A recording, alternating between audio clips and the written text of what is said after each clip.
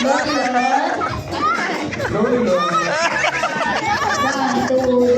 mga batang yan, 5 to 10 years from now, sila naman yung magiging youth. Tama ba? Tapos ngayon yung mga young people, 5 to 10 years from now, ito naman yung mga magiging leaders talaga ng church. Mga young professionals. And marami dito, unti-unti, nagbe-build na ng family ko. Yes. Diba? Ang sarap makita kung paano binugrow ng Panginoon yung simbahan. Yes. And we are so grateful to God that we are growing year every year. Yes. Oh, Tinkerbell! Ikaw, bebe. Ikaw, anong name mo? Fake one. Grade 1? Grade 1?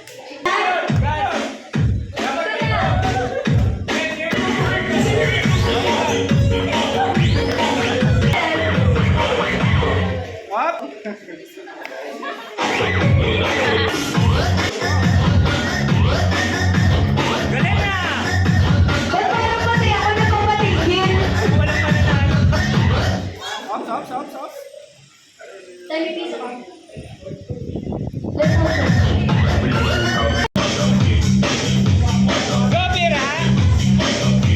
Umiikot! Galaw na ikaw!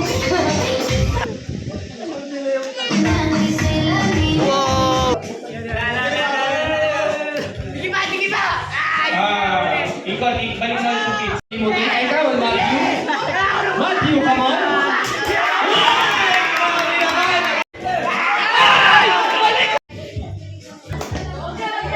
Alright, man. Alright. Dalawa na lang.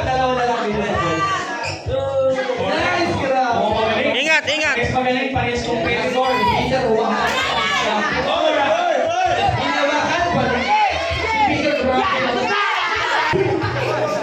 Game. 1, 2, 3.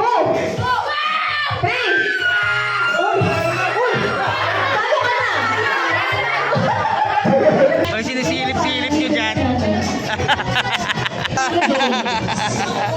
Ay, sumisilip. Kayo sa inyong look, guys. One, two, three, four, five.